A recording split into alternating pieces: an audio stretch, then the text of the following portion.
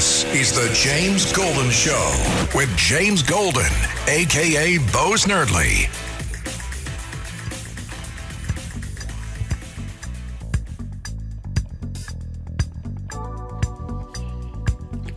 Welcome, my friends, to the post-election Saturday morning vibe. And what a vibe it is all across America.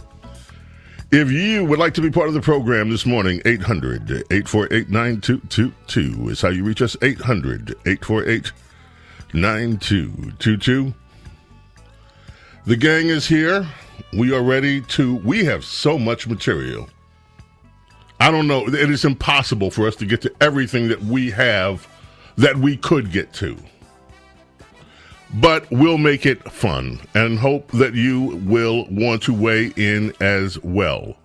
As you can imagine, there is a lot of angst, gnashing of teeth, wailing and moaning in some quarters of our great nation.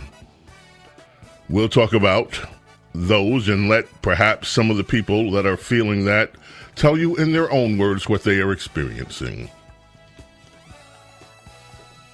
Let me let you know what's on tap for today.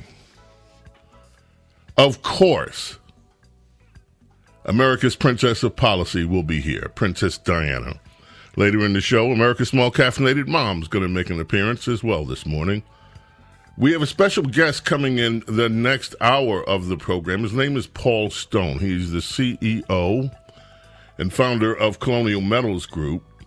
Now, full disclosure, they are also an advertiser with Red Apple Media, but I had a conversation with him. We were supposed to talk for maybe 10, 15 minutes. We ended up talking for about an hour. He has one of the most incredible takes on so many aspects of the American economy, not just the American economy. We ended up talking about the world economy, and I learned so much from him that I've invited him on to share some of the knowledge with you. So we're going to talk about the economy today. We had a call yesterday on my local show that I want to just highlight to jump off that conversation, but we'll get to all of that. Lizzie Radabali will be here as well. Of course, Lizzie lights it up. That's what I think we should call her segment. Lizzie lights it up, because she always does. And as I said, your calls. Where do we start today? We start with an ugly story, my friends. Ugly. It broke last night. In fact, Princess Di and Lady Benedict sent me this story. And I saw the headlines and I said, no, this can't be. And then, of course, I said, well, of course it can be. Let me just give you the headline that broke last night. It was an exclusive. FEMA official ordered relief workers to skip houses with Trump signs. So this follows, of course, the hurricane. A federal disaster relief official ordered workers to bypass the homes of Donald Trump supporters as they surveyed damage caused by Hurricane Milton in Florida. An internal correspondence obtained by the Daily Wire confirmed that it was also confirmed by multiple federal employees. A FEMA supervisor told workers in a message. This woman was intellectually gifted enough to put this in writing. To avoid homes advertising Trump as they canvassed Lake Placid, Florida, to identify residents who could qualify for federal aid. This is, of course, after Hurricane Milton devastated. We don't hear as much about the devastation in Florida, and it was devastated because North Carolina was overwhelmingly devastated, but Florida took a lot of hits too. Now, this government employee told, several told the Daily Wire that at least 20 homes with Trump signs or flags were skipped from the end of October and into November due to the guidance, meaning that they were not given the opportunity to qualify for FEMA assistance. Why? Because they dared put or have some indication of a presidential preference in their yard. Today, there's a story in the New York Post. FEMA horrified. Oh, goodness. They're horrified after confirming workers directed to avoid homes with Trump signs in hurricane-ravaged Florida community. A federal emergency management agency supervisor told disaster relief workers in Florida to avoid homes with signs supporting President-elect now Donald Trump. The agency confirmed. The FEMA official, Marnie Washington, conveyed her edict both verbally and in a Microsoft Teams chat used by relief workers canvassing Lake Placid. Let me just give you the long and short of this without going through the whole story, because you know what you need to know. FEMA has indicated that this woman has now been relieved of her duties. But Ron DeSantis, others hot. The Division of Emergency Management is launching an investigation into the federal government's targeted discrimination of Floridians who support Donald Trump. New leadership is on the way in D.C., and I'm optimistic that these partisan bureaucrats will be fired, says Governor Ron DeSantis. I have seen, and I'm sure you have if you've been paying attention, and I know many of you, most of you do, so many of the pundit class on the left who are petrified and forming already resistance to the idea that Donald Trump, in his second term, will bring back changes to the federal workforce, including making it easier to terminate employees who are not doing their mission, who are incompetent. Let's just not go around. It's the incompetent employees that need to go. And you have, number one, you have an entire labor movement in the government workforce that is petrified. It's strange because even the grandfather of socialism in America, Franklin Delano Roosevelt, whose legacy is still being felt massively across this country with the way he reshaped the federal government, even he was opposed to having unions in the government workforce. That, by the way, is where most of the growth of unions is happening in government, whether it be federal, municipal, state, whatever. That's where unions are growing. That's their biggest strength of growth in government work. But right now you have a concerted effort, and it is being joined by governors of blue states. Governor of Massachusetts just already said, we're not going to cooperate with Donald Trump. We're going to try to resist. They want to keep their illegal aliens that they can't afford, by the way.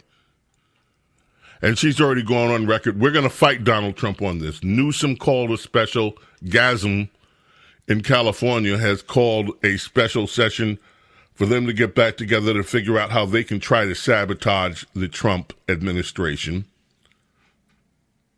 But aside from wanting to sabotage him on his plan to finally deal with the illegal immigration invasion, they are also up in arms over his plan to actually get some sort of control over the federal workforce, which, as the executive, the chief executive of America, constitutionally mandated to run the executive branch, that's what he is supposed to be in charge of. But yet they want to fight.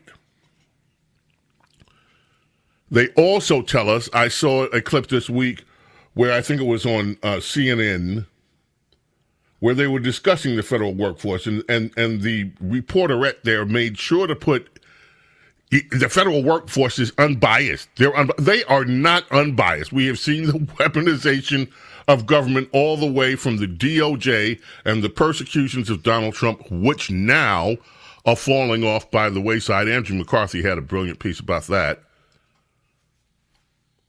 But we see, and we have known, and all of us have known, that the federal government has been weaponized against the American people unless they fall in line.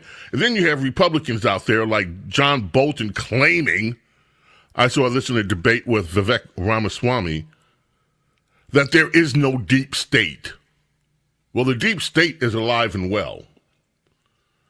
And Donald Trump is making plans to dismantle some of it, and already, in spite of the fact that they are licking their wounds, and they have a lot of wounds to lick. Ew. They are planning their resistance. Tell you what we're going to do, take a break, quick break here, come back, looking forward to your calls. If you are a first-time caller, please let Kelvin know. I'm a first-time caller. Please let him know. Let me also say, if you are unhappy with the results of the election and you want to talk about it here, and let us know why. We're open for that, and you will be treated with respect and with love and with joy. Well, as much joy as you're willing to have. On this day, November 9th, Tracy Chapman's 35-year-old song, Fast Car, was named both Song and Single of the Year.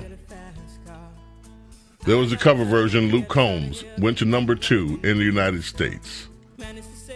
But it was a long overdue milestone for Tracy Chapman. She became the first black songwriter to win Song of the Year, Country Music Association, for her classic, the iconic Fast Car. James Golden, Snerdley with you, the Saturday Morning Vibe. My old man's got a problem. Yeah, with the bottle, that's the way it is. He says his body's too old for working. His body's too young to look like his. My mama went off and left him. She wanted more from life than he could give. I said, somebody's got to take care of him. So I quit school, and that's what I did. This is the James Golden Show.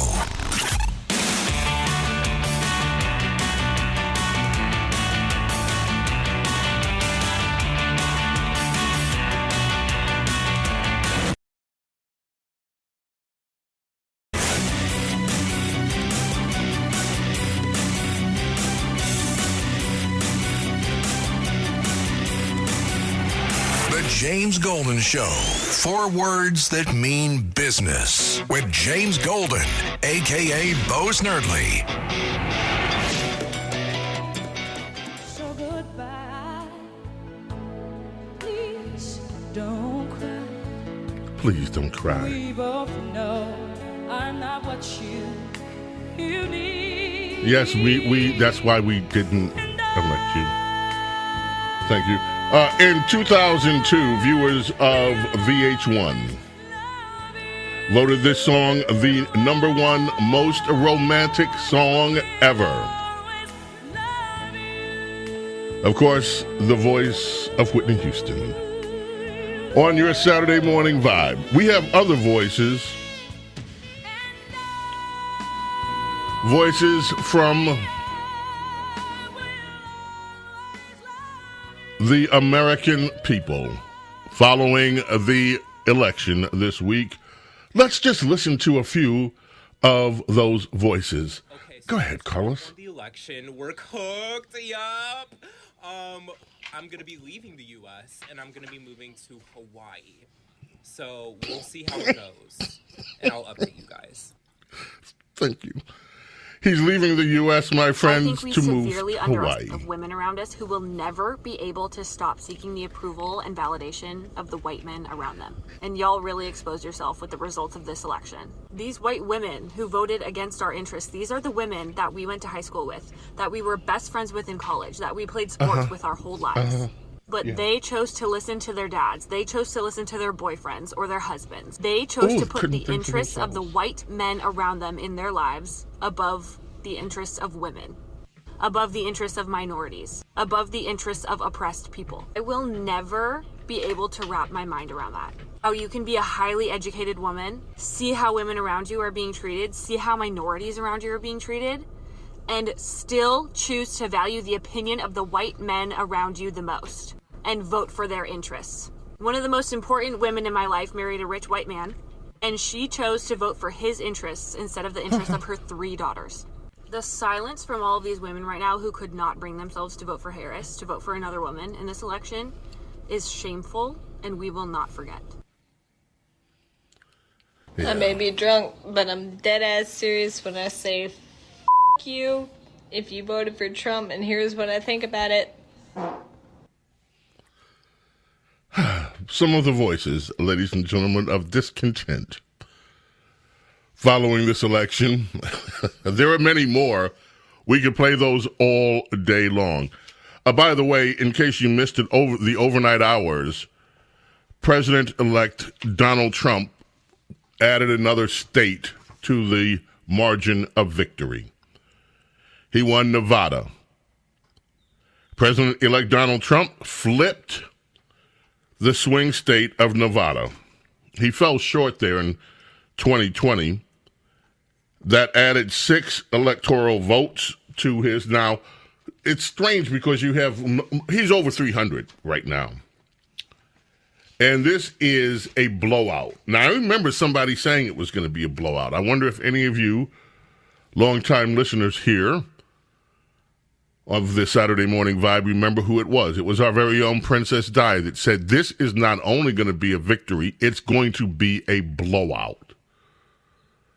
Of course, our own pollster, the official pollster of the Saturday Morning Vibe, Raghavan Mayur with TIPP polling.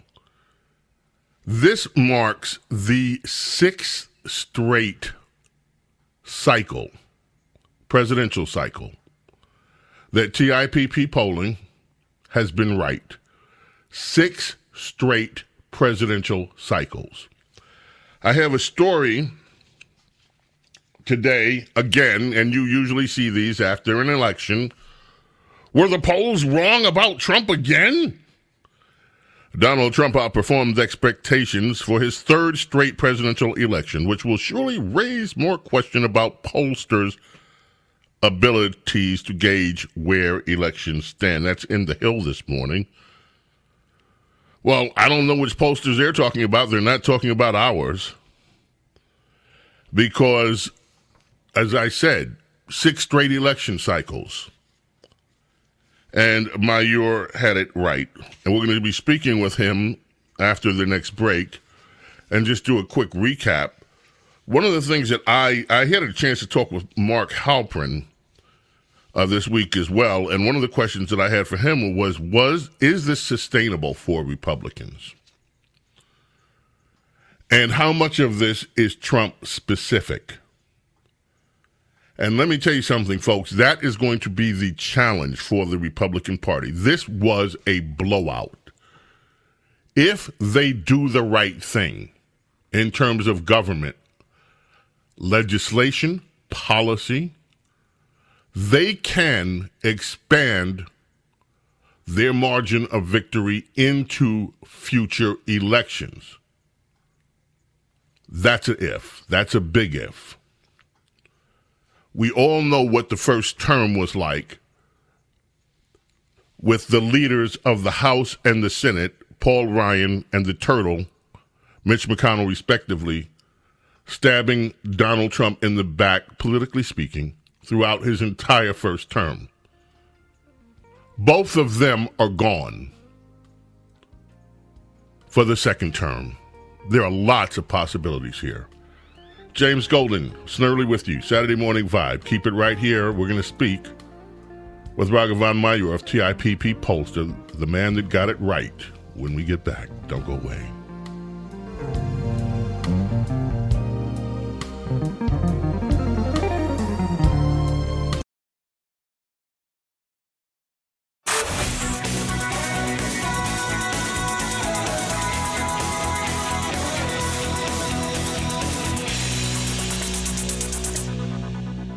The James Golden Show. It's politics, but theater of the mind with James Golden, a.k.a. Bo Snerdley.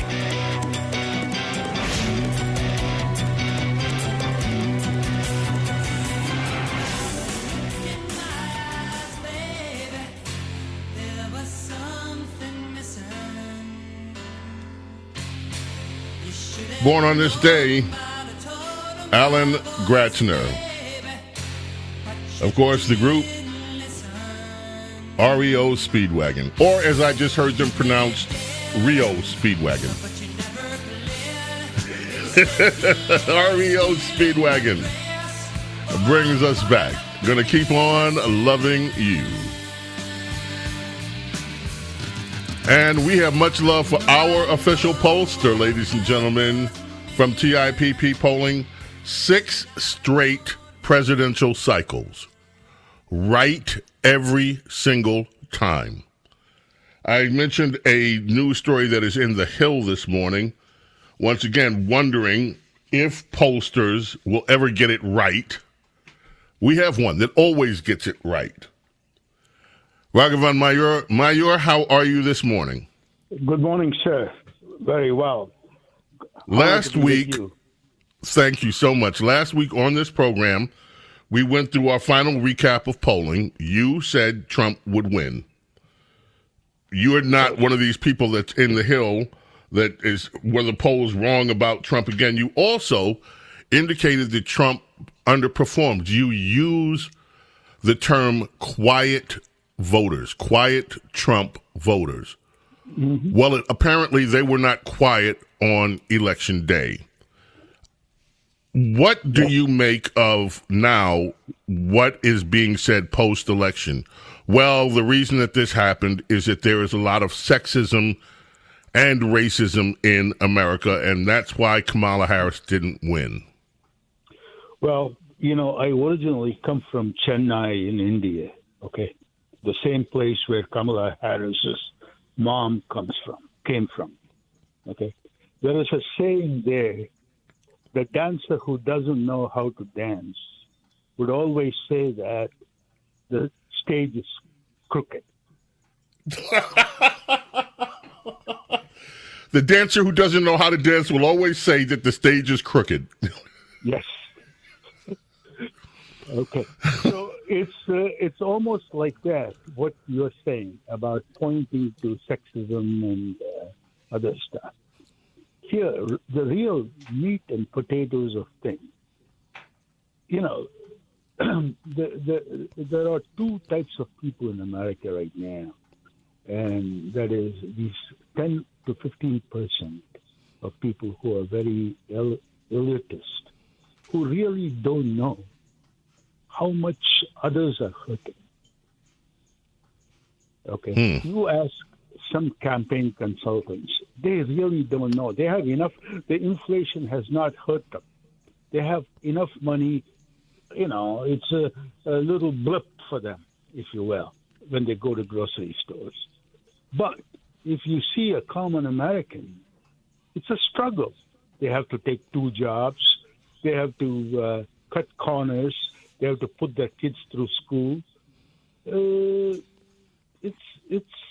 It's night and day. And part of the problem is all these people who run the campaign. Or can you tell me one thing in your gut? Kamala Harris realized the pain of the common Americans. I don't think so.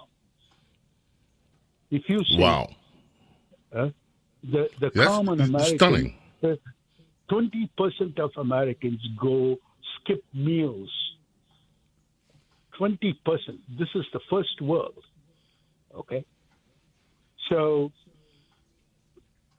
part of the problem is, you know, when Americans are pinching, she wanted to focus on Trump and abortion. So basically, the crux of the issue is the disconnect. You see that? Yeah. And that, not only Trump, and let me just go further than that, because their campaign shifted a few times. It wasn't just Trump and abortion. It was also the idea that America is a fragile democracy, and what we were facing was a new Hitler, fascist. In fact, I have sound bites that I could play from AOC and others saying, warning Americans of the new fascism that is going to come, et cetera, et cetera. So you had this idea that America was fragile. And I would just love to know this, by the way, maybe for a future poll that you do, Mayur, whether most American people buy into the notion that our democracy was really threatened by January 6th, that we have a fragile democracy that was teetering on the verge of collapse. I call that one of the foundational lies of the Democrat Party, because what Americans, I think, understood was that, you had this incident that they have now been running on for over 4 years. You had 2,600 people go into a Capitol building, by the way, where doors were open for some of them. You had a small subset of those people who were vandals and miscreants, and they've been dealt with. But the Democrat Party and the media establishment tried to portray this as they threatened to bring down the entire country. They've been running on that for 4 years. If our American National Guard, if the Capitol Police, if the military can't contain a handful of miscreants that came in to vandalize a building, and if that's going to be the end of democracy, the end that we know it of the American experiment, then this country is in deeper trouble than any of us thought. And I don't think many people bought it. I don't think it ever was bought. I think most people looked at it with disgust, but they didn't think that the country was going to fall down because of it.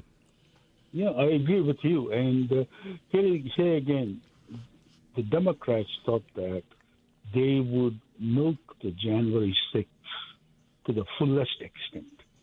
And when most Americans want to move on, okay, that's a big. How much can you can milk January 6th for 1 year, 2 years? You can't milk it for 20 years now. And at the same time, can you? Everyone knows that what happened in the post-Floyd riots and stuff, as though nothing happened there. Right. You get what I mean? I mean, this is, and at the same time, these are the same people who masquerade as the saviors of democracy. They're the same people who wanted to weaponize justice and lawfare against President Trump. And that was what else they kept running on. Right. Yeah, is that type of thing happens in third world countries, okay, where you go after political opponents. That's un-American. So now let's go back and look at some of the results now.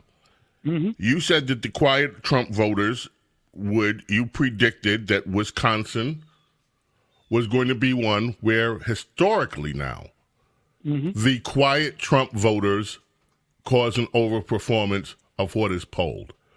That turned out to be the case.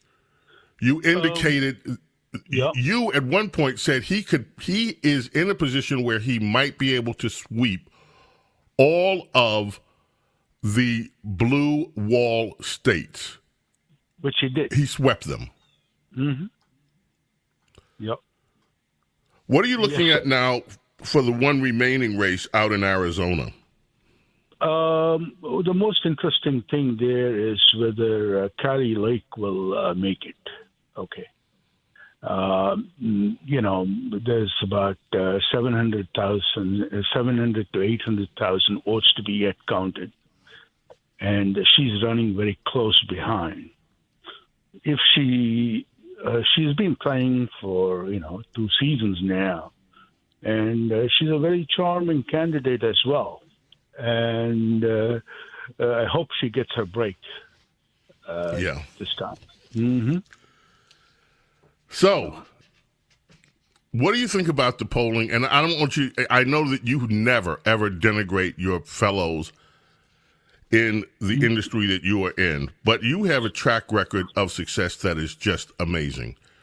You have called it right in 6 straight presidential cycles.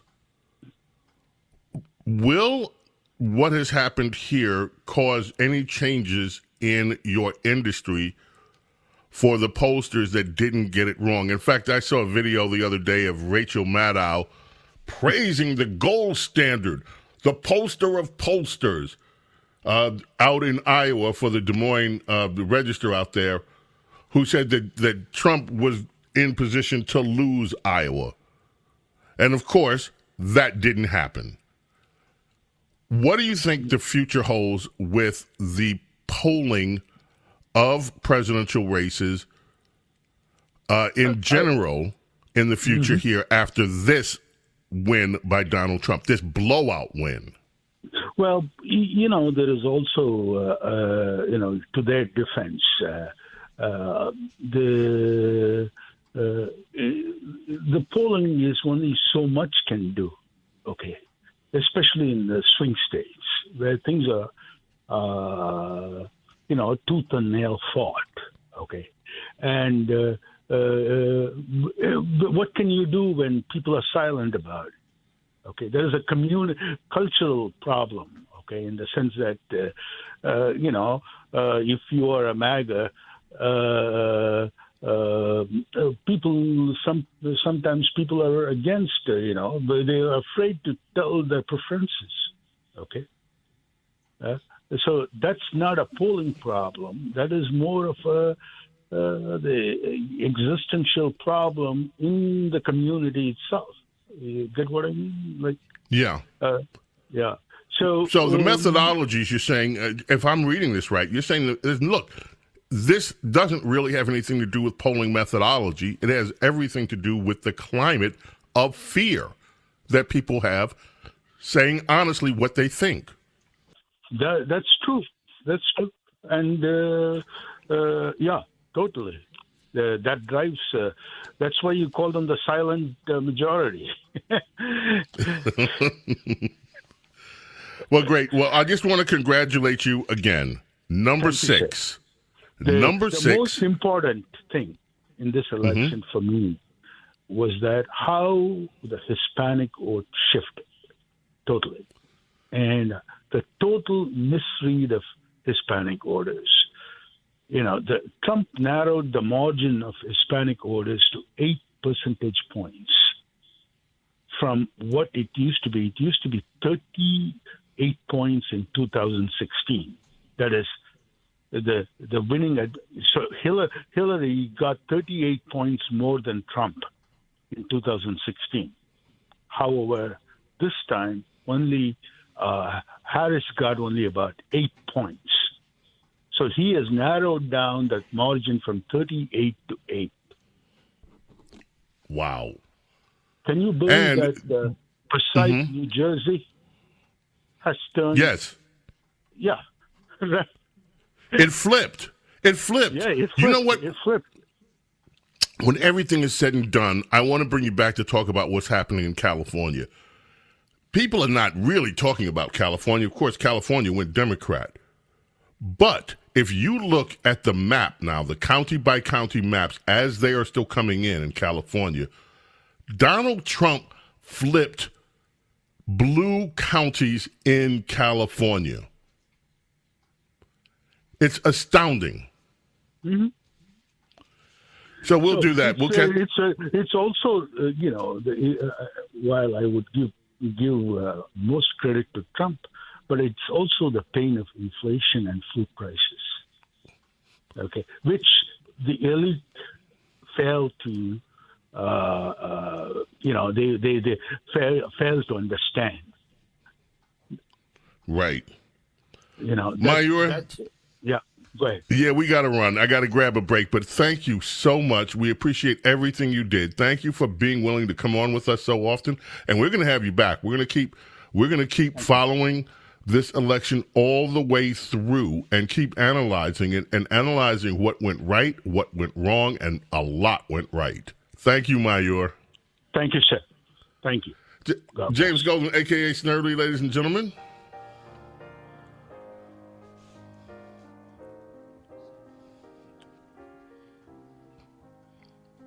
Of course, you know this one. Simon Garfunkel. Their signature song, Bridge Over Troubled Waters. Did you know that Art Garfunkel actually wanted Paul Simon to sing the lead vocal on this? But Paul said, nope, Art's voice was better suited for the song. Later, he said, oh man, I regret that decision. But anyway, this is Art Garfunkel in lead vocals with this iconic classic, Bridge Over Troubled Waters. Coming back, your calls. Keep it right here.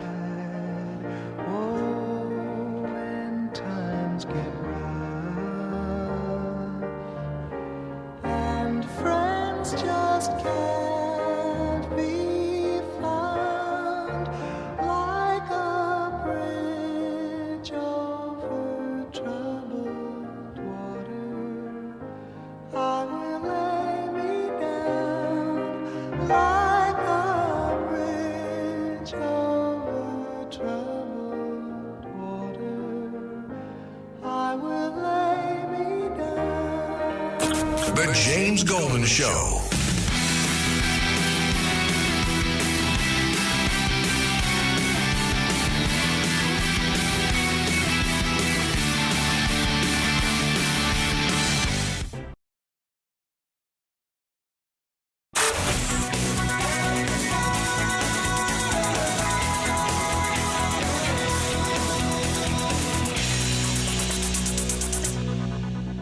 The James Golden Show.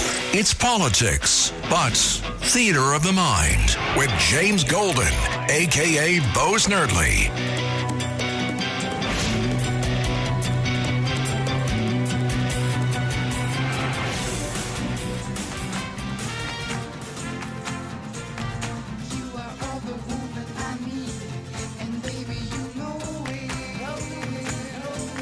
Birthday today for Lee Graziano. The American Breed, 1967. This one went up to number 5 on the U.S. charts. It also was a hit on the U.K. charts.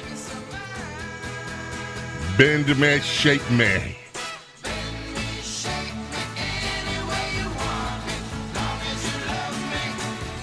Let's head to the telephones, why don't we? Eldwin calling in from New York. You are up first. How are you this morning, Eldwin? First of all, James, God bless you, and I thank Christ every day that Trump got in. He'll do so much to help the veterans as he did, and he actually can outdo FDR. And speaking of myself, my brother and sister American veterans, James, this Monday, Maine. Hold on. No, we're not doing free advertising. This is a national show. We're not going to do specific things. I love you. Love the call. But don't do that. You want to buy ads, we sell them. But we're not doing that. Thank you. I so appreciate your call. Let's go to Eddie in Staten Island, New York. How are you? Good morning, Bo. As always, you're the best, and you bring so much. First, I'd like to start by congratulating President Trump. I mean, didn't I tell you about my people, Puerto Ricans and blacks and everything, of what's going to happen? You did. And look you did. And look what happened. Let's put it this way. Go ahead. No, and by the way, not only that, did you, of course you know, but I don't know whether a lot of other people know, part of this red wave brought in a Republican governor to Puerto Rico. Eddie? Okay. Yeah, I'm here. Yeah, go ahead. Okay. Now, okay. Go ahead. Let me get into what I was going to say. All Americans who were able to discern truth from fiction and voted for Trump across the country was astounding. Now we need to stabilize the dollar. And then after that, lower the deficit, revitalize the world economy. And this is important. Reagan said, a rising tide lifts all boats, right? That was Kennedy. That was Kennedy. Okay, that's true. That's very true. I forgot myself. I'm in a rush here. If we can get other countries to participate in the world economy, then people can benefit from where they live and not have to come here. In other words, what President Trump should do, and I think he is going to do, is make the economy work for the entire world, so the migration doesn't have to occur. And adding to the previous conversation, the Supreme Court this past year, already gave Trump an upper hand on the regulatory decision. I'm not remember exactly the name of it. The Chevron case you're talking about is a Chevron case. Monumental. Exactly. Yes. That's going to help them so much. But, you know, I am so excited with what's going on in this country now. The American people have awakened and realized that they want freedoms, liberty, self-reliance, and this life of dependency. And for all of those people that say that they want to leave, I want you to play a song for them. It's a thin line between love and hate. The Persuaders. You got it, bro. Thank you so much. Eddie, appreciate the call. Dwight, you have about a minute. We got to keep it tight because the clock is a-ticking. Dwight, calling in from Florida. Oh, thanks for taking my call, man. I'd just like to say a couple of things. One is I listen to you every Saturday morning, and I just love your propensity for critical thinking. That headline out of Florida about FEMA really makes me wonder about the slow response or almost non-existent response of FEMA into western North Carolina and eastern Tennessee. Sure does make you think why that happened. Dwight, you have nailed it. Now they're going to say, and they should say as government, oh, this is just an isolated incident. But we had so many people with their own anecdotal stories in very deep red counties that were ravaged by Hurricane Milton, sharing stories that made us all shake our heads. Why is this happening? You had people calling in saying they had no aid almost a week later. It is something to think about. Thank you for the call, Dwight. James Golden, a.k.a. Snerdley, our number uno in the can. Our number duo coming up. Keep it right here. Do not go away. The Saturday Morning Vibe continues.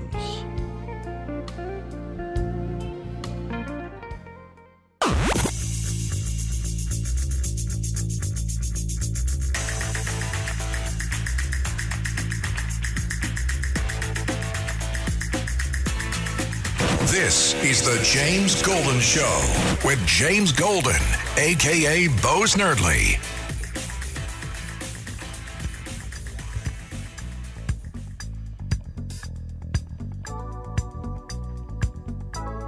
Welcome, my friends, to our number duo of the Saturday Morning Vibe. Glad you are here. 800-848-9222 is how you reach us.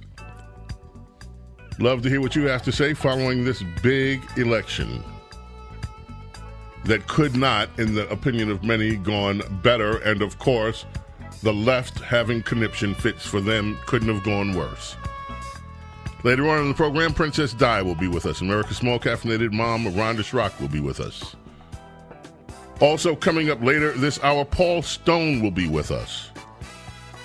He is the founder of Colonial Metals, but he has an amazing view on the economy. Views, I should say, multiple. And we're going to chat with him. Lizzie Radaboli will be up in a moment. Let me promote something we're going to do next week. I had intended to do it today, but we only have spent so much time. Dr. Peter Miklas is going to be with us next week. He has been here before. I had people after his last appearance tell me they went back, got the podcast, and took notes with a pad on one side, and so that they could, or their laptop, so that they could take notes of the things that he was saying toward their health. Now, one of the things I want to talk with Dr. Miklas next week about, you know, RFK is being touted as potentially running some of the government health agencies, perhaps. He has already gone on record saying what he wants to do. One of the things he says is time to stop poisoning American children. And by that, he means getting some of these ingredients out of food that are known carcinogens and have other impacts. he is, of course, the left is in full-blown panic over RFK. So among the things that we'll talk about with Dr. Nicholas next week is that. The food, what's in the food we eat, what shouldn't be in it, and the potential for RFK actually turning around a major industry in America, the food industry. What are the implications for all that? Right now, Red Apple Media anchorette supreme, the on fire, our Lizzie. Lizzie, how are you doing today? I am doing just spectacular. How are you doing, Bo? I'm doing great. You know, I'm not worried about the 4B movement. I'm not worried about anything that's going with that. Life is, at the moment, swimmingly well.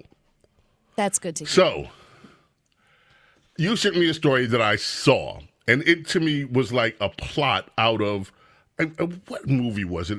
Maybe it's one of those Planet of the Monkeys movies. Rise of the Planet of the Apes. That could be it. Tell us about this story, Lizzie.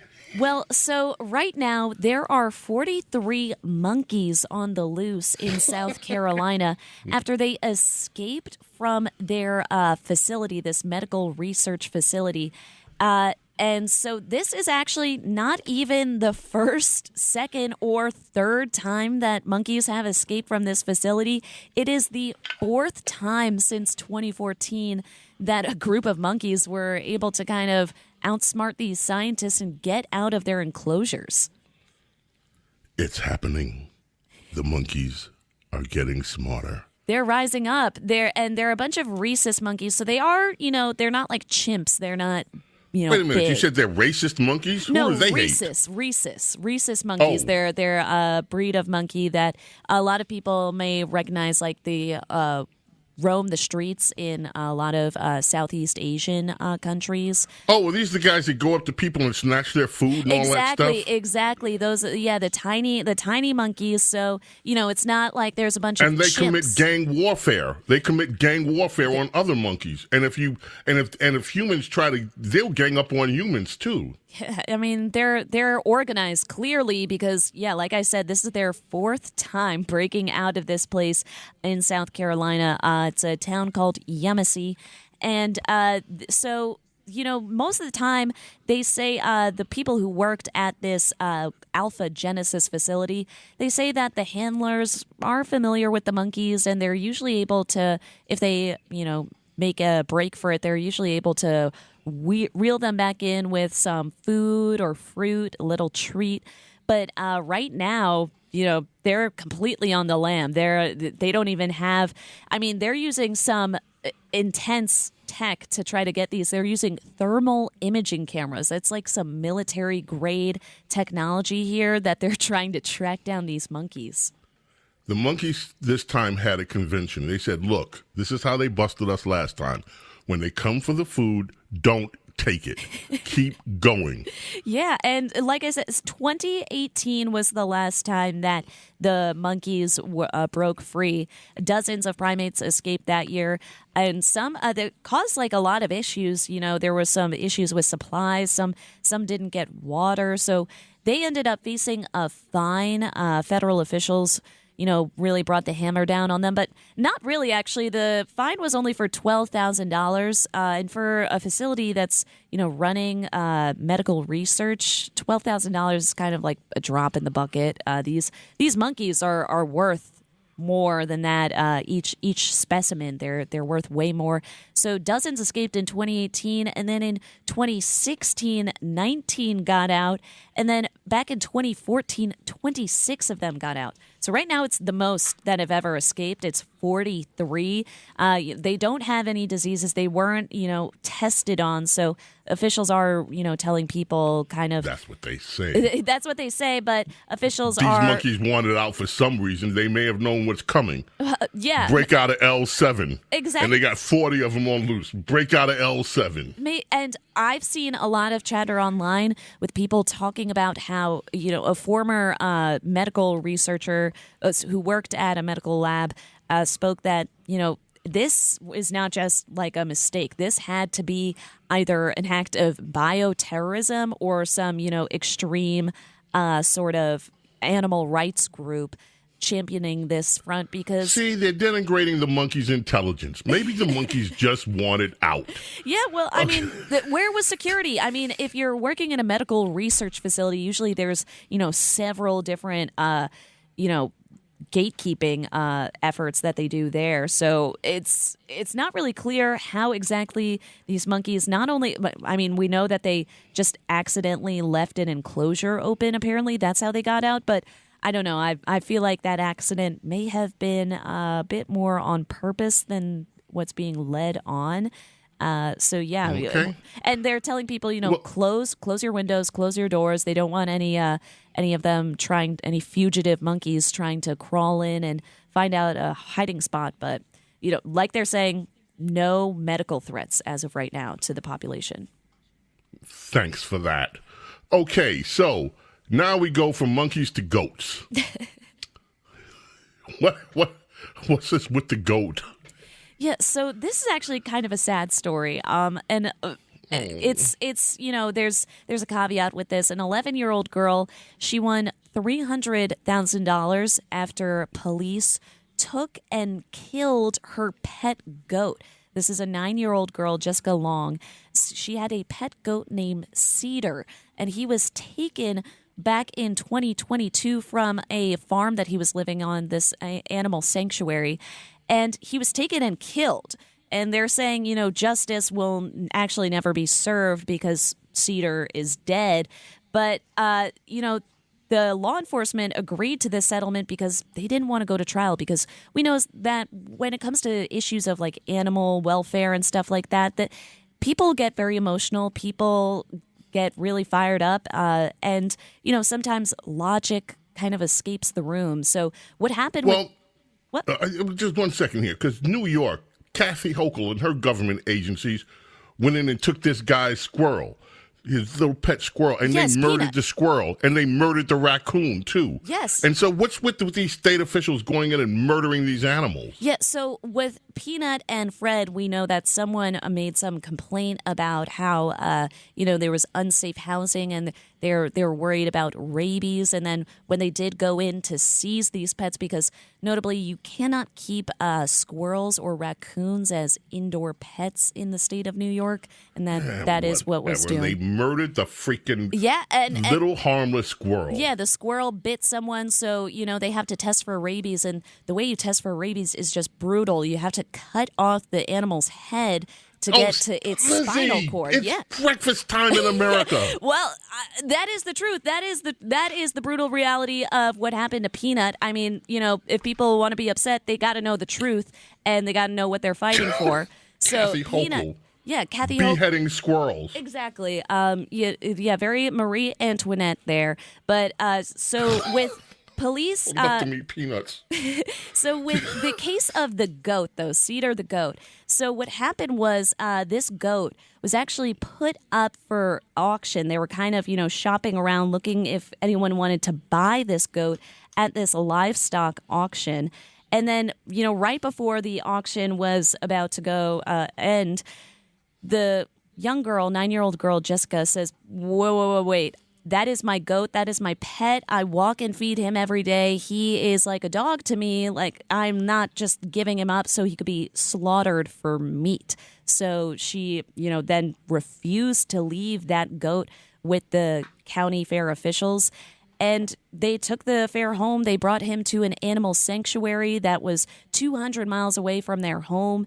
And then, the county fair, a little bit, feeding for some revenge, they demanded that Cedar be returned. They tried to sue the family. They went after the family, but then the girl, she's like, no, these are my rights. I, as a minor, don't have to, comply with any contracts that my family set up. That's what the lawyer was arguing on behalf of this family. So eventually the cops find Cedar at this farm, at this animal sanctuary farm, and they kill him. They kill the goat.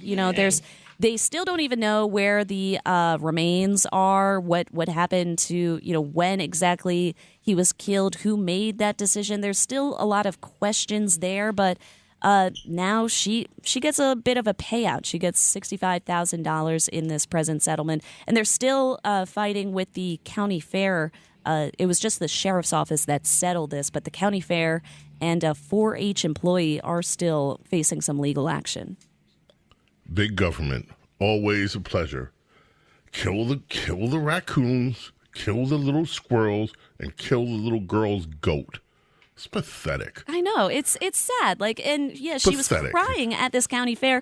And the rich part is that when they were begging the county fair, for some levity, they wrote a letter to the fair saying that this young girl, 3 of her grandparents died in the last year, so she couldn't even, cope with any more grief. She couldn't handle. She's a 9-year-old girl. I mean, how much loss can she take? So what does the fair respond with? Making an exception for you will only teach our young people that they don't have to follow the rules. So, they're just kind of not even approaching this with any, nuance on the side of the county fair. Lizzie, it's sad. Thank you, Lizzie. Thank you, Bo. James Golden with you here. Saturday Morning Vibe. BTO takes us out. By the way, I did a podcast. You can find it at Red Apple Media Podcast with Randy Turner of Bachman Turner Overdrive. You're listening to them right now. Birthday today. One of the members of BTO. I lost it. I was looking for it right now. Anyway, we got to come back. James Golden, Snerdley with you here, Saturday Morning Vibe. Keep it right here. I'm going to speak up with Paul Stone really soon and more of your calls. Don't go away.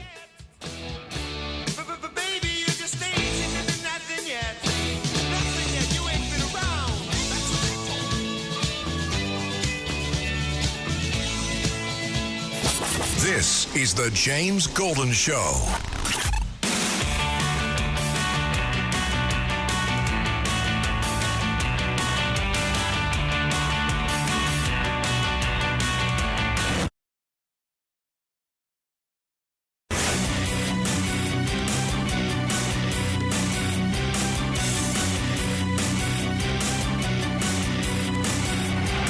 James Golden Show. 4 words that mean business with James Golden, a.k.a. Bo Snerdley.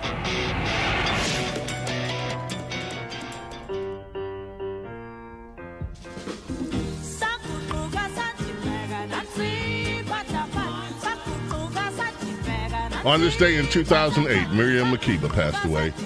South African singer who rose to prominence in the 1960s, 1967, this went to number 1 on black radio all over the country. It went up to number 12 in the Billboard charts. Pata Pata. And she did an amazing album with Harry Belafonte the year before. It was Harry Belafonte, An Evening with Belafonte and Makeba. Miriam Makeba, one of the first South African singers to ever break in the United States. We do down Johannesburg way, and everybody starts to move as soon as Pata Pata starts to play.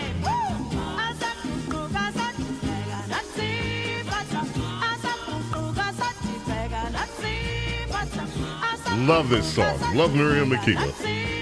James Golden, a.k.a. Snerdley with you here. Let's head to the telephones and go to Robert in Suffolk, New York. Robert, how are you? Hi, good morning, James. Good morning. Many of these House races are taking a very long time to count compared to the presidential election. And I fail to see why. And I suspect there's something wrong, suspicious going on. We have the same number of polling places and ballots, and the votes for both House and President are counted at the same time. They're not counted differently. So how can there be the difference in time that it's taking to count them? Because these are district races. Let me just explain this to you. These are district races. When you are looking at, for instance, California, there are a few states that are notorious. There are 3 right now: Nevada, Arizona, Cali. There are only 15 House races about outstanding. And by the way, last count, Republicans have 216 of the 218 they need to have the House majority. There are 6 races where it looks like Republicans have the lead. The remainder of them looks like Democrats are in the lead. So it does look at this point, it appears at this point that Republicans will be able to hold on to their margin of victory in the House of Representatives, win the House. It's going to be a small majority in either case. But getting back to the answer to your question, I can understand, Robert, why it looks suspicious, but it doesn't. It's not suspicious. They're still counting up the votes, but there were enough votes counted that they could declare what would happen on the presidential level, in spite of the fact that they're still counting. No matter how it ends up, the presidential numbers, they're going to change as well. But there's so many votes that are already cast for the big national race, and that they were able to do it. Now, it's not just the House. In Arizona and Nevada, the Senate races are still being decided for this very reason. And Nevada was just called for Donald Trump over the overnight period. But in California, some of these races, because of the outstanding mail, for instance, Nevada is still taking in ballots. They're not going to be done for another few days. Okay? Maricopa County, notorious for slow counting on purpose. But there is nothing nefarious with this. This happens every single election cycle. It has been happening every single election cycle for decades. You have some states that do it slow, and California, Nevada, Arizona, notorious. No conspiracy here. That's just the way it rolls. James Golden, Snerdley with you. Saturday Morning Vibe. We will continue. Keep it right here. Do not go away.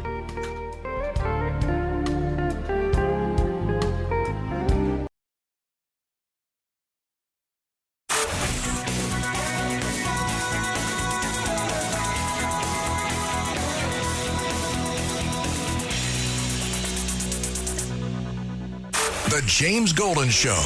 It's politics, but theater of the mind with James Golden, a.k.a. Bo Snerdley.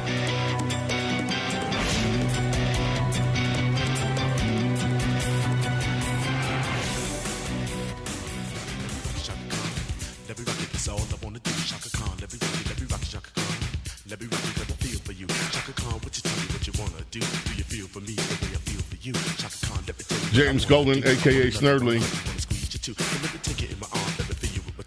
Chaka Khan brings us back. This went to number 1 over the weekend. You know this song was written by Prince. Stevie Wonder, you hear playing harmonica on it. Grandmaster Melly Mel, the opening. Now, when they recorded it, that Chaka Khan, that was a mistake.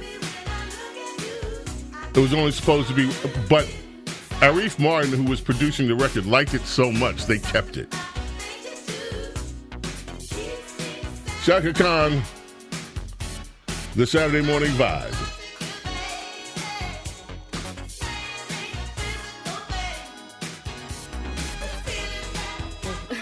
If you're a Donald Trump supporter, you're ugly and dumb. And that's sad for you. And what's even sadder is that you don't even realize how ugly and dumb you are.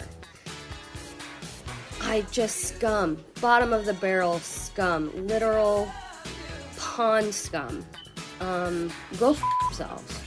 Also, Donald Trump supporters, please come into my comments with those stupid copy-paste laughing emojis. I would love to go on every single one of your profiles and reply with a personal insult. Because all of you are so worth insulting. It's not even hard. Because again, ugly and dumb.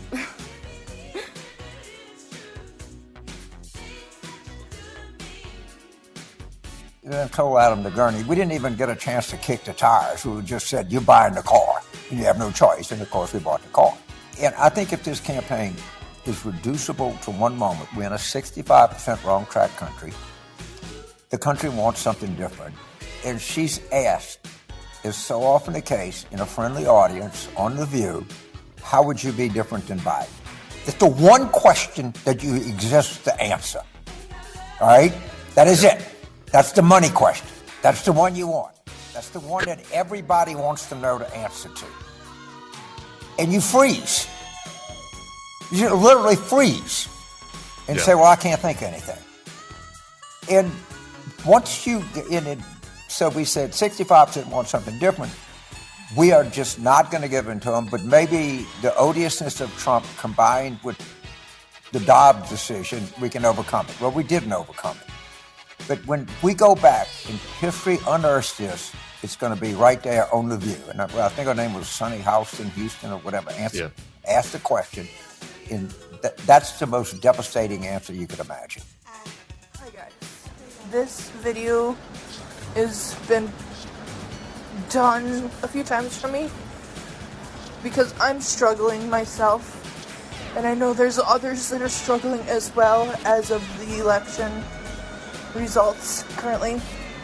Why, yes, every vote still needs to be recounted and everything else. Nothing is officially, but it is official. Have number 11. I just want to let you all know that if you need to talk, I will be available to talk. If you want to talk to other family members or anything, have a bottle of wine, an entire bottle of wine. It's okay. Having ice cream. Just talk to someone. Get out your coping skills, anything like that. If you want to not talk to friends or family, there is also, if you need, the crisis number, which is 988. Everyone is struggling. And I hope that somehow, eventually, we can all... I don't know what to say, right? But I can't really say to get better because it's not. It's going to be hard. I don't know. Yeah. I'm sorry, guys. We too. all failed you. We? Huh. Okay, those are some of the reactions to what happened this week. I have one more, and this one's a special one. Carlos, let's kill the music. This is a special one. Let's go to number 10, Carlos. All right, y'all, man. I'm a little nervous, man. Trump won the election, and a bunch of people have been saying, like, we about to go back to picking cotton. Those of y'all that were doing it in 2016, can y'all please let me know, like, where I need to go to find out what plantation I'll be assigned to? Is it like slavery.gov, the MAGA portal? I mean, where is this information at? I'm trying to get it figured out so I can be ready. So let me know. James Golden, a.k.a. Snerdley. Let's go to Brooklyn, New York. Larry, you are up next on our Saturday Morning Vibe. Good morning, Bo. I want to talk about the comment that Bob Davis made about Tish James yesterday. Yes. I think that displays the first sign of weakness, the same kind of weakness that Trump manifested in 2016 when he didn't pursue Hillary, he didn't prosecute Hillary. In the sense wait, stop. What did Tish James say?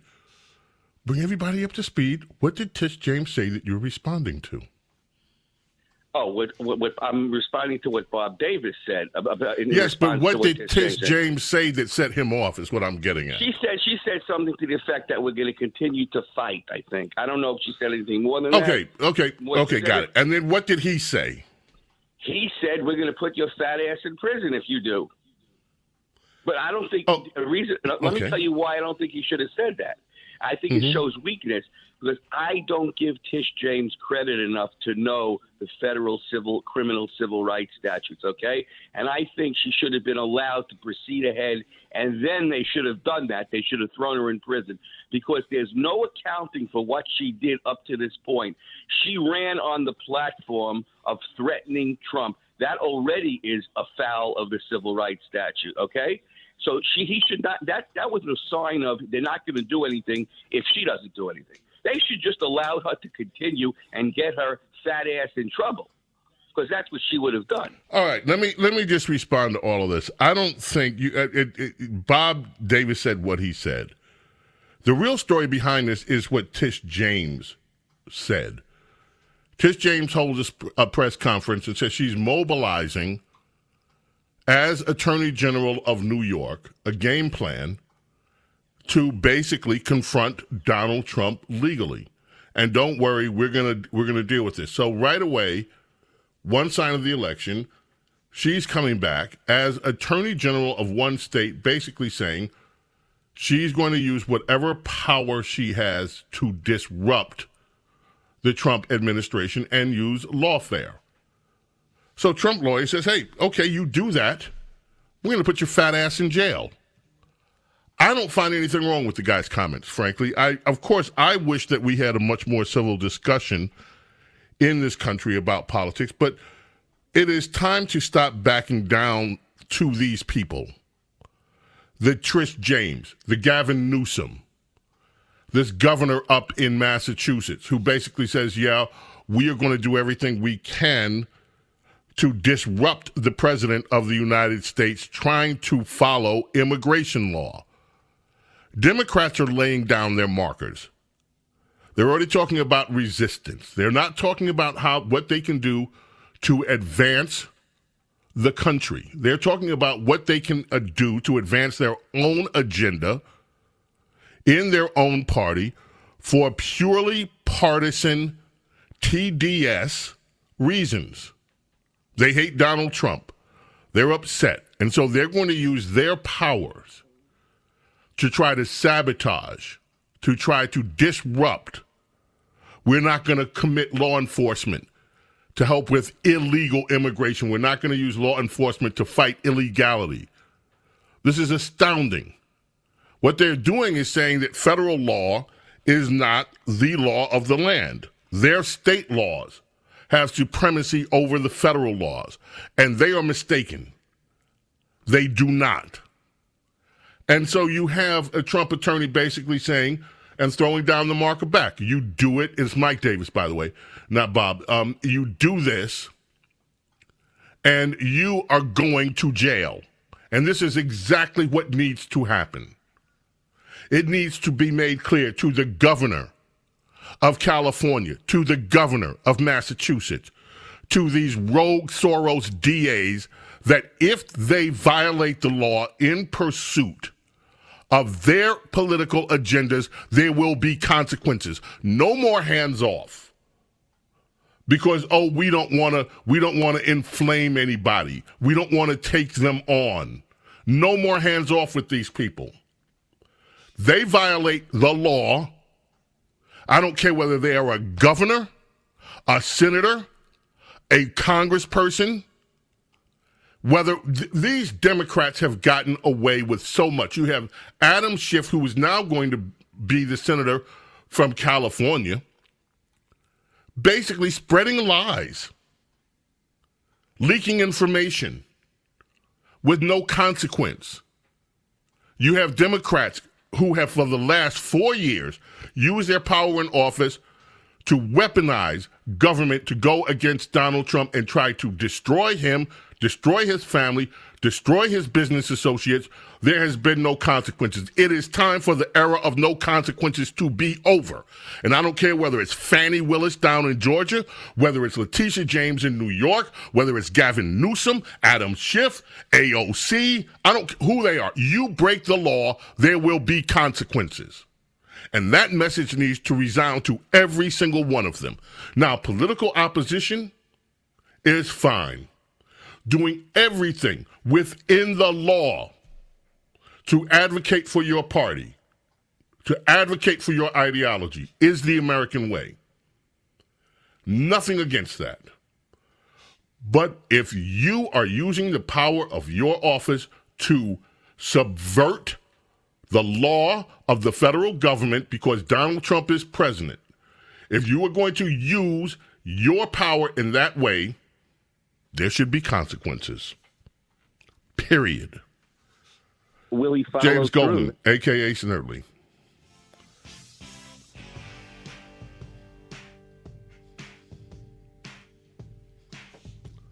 Saturday Morning Vibe continues.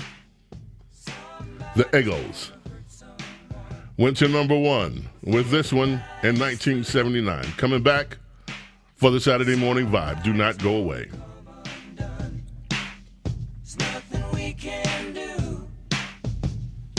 The James Golden Show.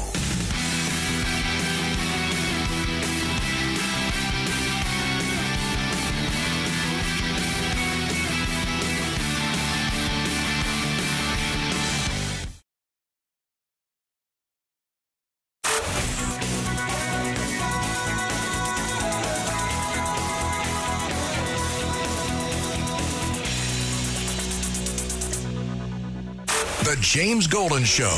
It's politics, but theater of the mind with James Golden, a.k.a. Bo Snerdley.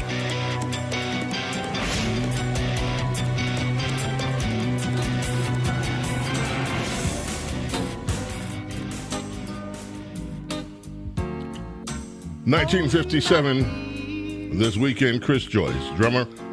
Simply Red was born 1986. This one went to number 1. Here and across the pond, it went to number 2, Holding Back the Years. Happy birthday, Chris Joyce. Simply Red, Holding Back the Years. There is no holding back the years. We had a call yesterday. I want to play it for you very briefly. Carlos, hit that call that we had.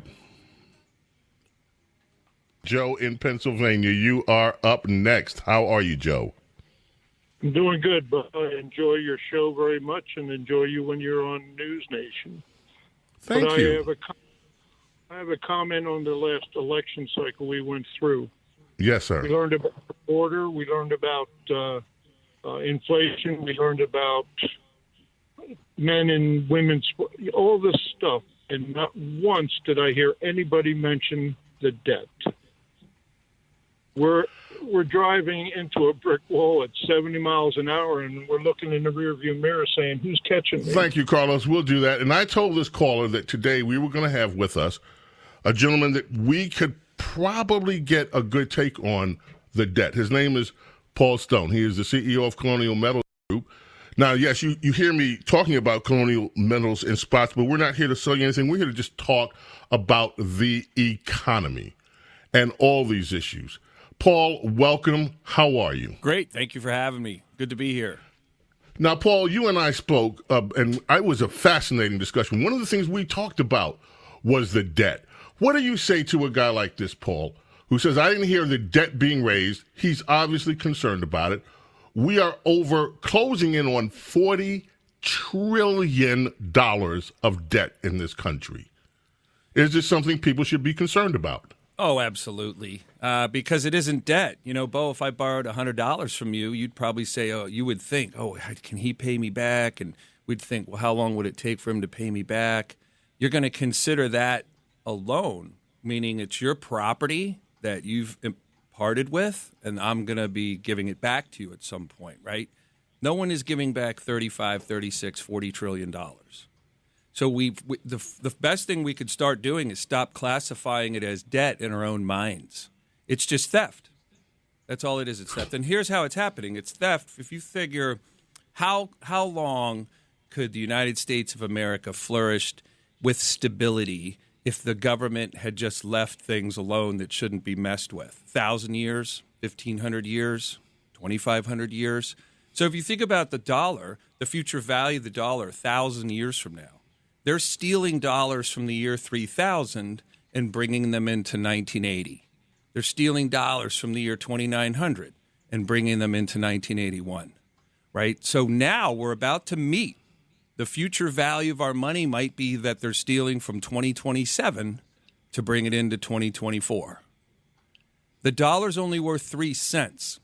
So when we look at what this $36 trillion represents, it's the amount of money our economy failed to produce enough revenue to cover the cost to run the show. That's horrifying, and that's how people ought to look at it. When you say the dollar's only worth 3 cents, people are looking at the dollar and saying, my dollar's worth $1. It cost me about 100 of them to go get a roll of toilet paper these days, thanks to inflation. Mm-hmm. Well, what do you mean the dollar's only worth 3 cents? Explain that to me. Yeah, that's a great one, right? Monopoly money has ones, fives, and $500 bills, too. It has a number printed on it. So what does that mean? Does that mean that it's worth $500 or $100? So when you look at a dollar, you got to look at the buying power of that paper. You know, I can write a term paper, and we print it on paper, and it could make hearts and minds change their opinion about things, right? And that statement will hold true forever. But when I print a number on a piece of paper, then the actual utilization of the number can change, even though the number doesn't change on the paper. So back when the dollar, and for thousands of years, for all of human history, gold and silver was money. When we invented paper that wouldn't fall apart when it got wet, our money is mostly linen. The recipe to make the paper is mostly linen. And so when we invented that, we could carry the paper representation of gold instead of carrying these heavy metal coins around. We could carry the paper, right? When Nixon ended the gold standard, he said the paper is now the money. It doesn't just represent gold and silver in a vault. It is the money. And as the government created more of it out of thin air, it killed the value of the dollar. So it's worth 100 cents backed by gold a long time ago, up until 1971. And in the year 2000, the buying power of the dollar was 56 cents, and debt was $4 trillion.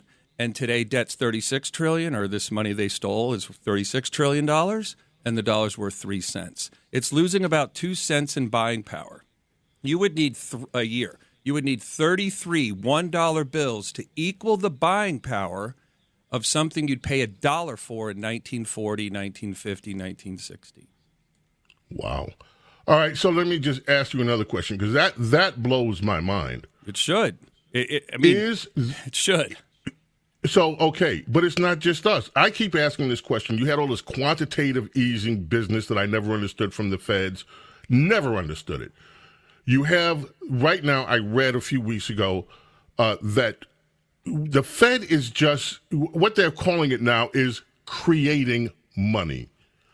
So when you see all these things that are being spent, we need $60 billion for Ukraine. We need another $100 billion here. We're going to, your student loans, this. We keep asking, where's the money coming from? And the answer is the money's being created. Right. It's called modern monetary theory. Modern monetary theory, and you can find TED Talks about it. It'll scare the wits out of you. It's literally these PhD, highly trained and educated individuals that just came to the idea, this is amazing. Suddenly they just came to the idea that money is actually a commodity. Like farmers create corn, governments create money. And they just can create the money as they need to. And I'm like, I used to sneak sips of whiskey from my dad's liquor cabinet when I was a kid and backfill that with water. He didn't drink that often. One day he had a party and didn't have any whiskey. He had nasty water, and I didn't get my driver's license until I was 17. When you dilute the potency of something, you kill its actual purpose and value. So the governments around the world just believe in MMT. Look it up on Wikipedia. They literally just believe. They just came. It hit them they woke up one morning and go, money's a commodity. They make as much of it as they want. The whole world, and this is all governments. all governments the world owes its people or has stolen from the future value of money $303 trillion. If you try to put that in human scale, right, 1 billion seconds is 31 years. So most people are going to live 2 billion seconds old. If anyone's that old, I'd hope that doesn't make you feel older than you already feel at 62. I'm 54. 1 trillion seconds is 31,000 years. So we owe over 1 million years of money that the government failed to make things work correctly and work with the people. In the last 24 years, they've created 1 million years of debt. The Earth owes over 10 million. That's amazing. Paul, we got to take a run. Thank you so much for joining us. Absolutely. It's great to be here. Thanks for having me.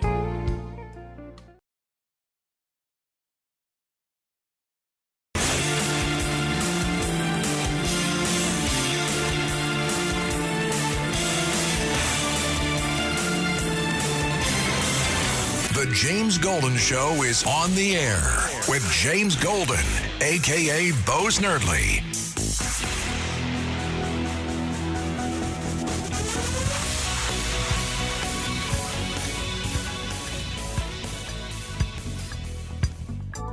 I can imagine what can be and be unburdened by what has been. You know? What can be unburdened by what has been. What can be unburdened by what has been. What can be unburdened by what has been. What can be unburdened. Welcome, my friends. What we can see, what we believe can be. To the Saturday morning vibe. What can be unburdened. Unburdened by what has been. What can be unburdened by what has been. What can be. It's time for Radio Royalty with James Golden and America's Princess of Policy, Princess Di. I wonder if our princess, Her Royal Ness, Her Royal Highness Ness, is also feeling, as I am today, unburdened by what could have been. What can be unburdened by what has been. What Your Royalness Ness, the election is over.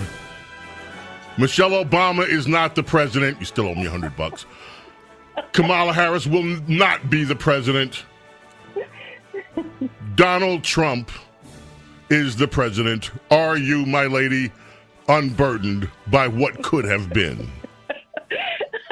I am so happy to speak with you, Sir James. It is a wonderful Saturday morning, and one of the things that's so delightful is to see the continued meltdown of the other side. I think we're all enjoying that immensely. Well, of course, voices came out immediately telling you that we should not gloat. And oh, please. But you know, but I just got to tell you, I mean, we're ugly, we're scum pond, says the lady with the nose ring. We're ugly scum pond Americans, and poor conservative men are not going to ever have sex anymore because liberal girls are going to go 4B and not give them sex and do, by the way, which will also, I guess, mean that they don't have to have abortions anymore. So, I mean, this is turning out to be, except for the poor conservative guys who are going to be sex starved, this is turning out to be a win-win for America in a lot of ways. I think in all ways, absolutely. This has been so much fun. And, one of the big wigs of MSNBC touted the great ratings on election night. And, of course, that was where we all went for our yucks, was MSNBC. And he was so proud of his increased, that would even beat out CNN, he said. And we all said, should we tell him why? It's so funny you mention that. This is the cultural phenomenon. So I'm watching another station, and as soon as it turned to Donald Trump looks like he's poised to win, the first thing I did was switch. I got to look at PMSNBC. I got to see what kind of reaction they're having over there. And it was the worst worth it, as it was in 2016. This is, one of the things that we enjoy because these people so deserve it. They have been so arrogant and so condescending and so sure of themselves that, we all like to see people get their comeuppance when deserved. And boy, was it deserved. Okay. Now, tell me this. We are seeing the usual, and I'm playing as many of them as I can bear. The reactions, the usual, which we knew was coming. By the way, congratulations. You said it would be a blowout. When everyone else was saying, a lot of other people, not everyone else, when a lot of other people were saying, this is going to be so close it'll take a week, and I even said, hey, this could take a while. But you said, no, he's going to win, and it's going to be a blowout. You said that. It's going to be a blowout. Yeah. This is a real, Diana, this is a real blowout. Absolutely. In every way. And the win was dominant nationally in every demographic group. The New York Times ran a map which showed the United States and which areas went more Republican. It's the whole country. Red areas went more Republican. Blue areas went more Republican. Trump was able to put together a multiracial coalition and multi-class, quote-unquote, coalition that encompassed the entire American electorate. Almost. There were some exceptions. But in general, the entire map went more Republican, went really more Trump. And so that is something that they're still digesting on the other side because they're shocked. Their own media lied to them and, expected a Kamala victory with the ghost women coming to the Democrat Party, as they put it. And the ghost women never showed up because they never existed. And so they are still trying to figure out what happened. And they have been landing on various explanations. You've heard that it's misogyny, it's racism. But the one thing I've seen consistently that they're landing on, they're blaming right-wing media, which is so hilarious. They have been saying that, it's unfair because the conservatives have their own echo chamber and, the most of the country didn't listen to them. Now, I find this so ironic because who deplatformed conservatives? Who deplatformed right-wingers?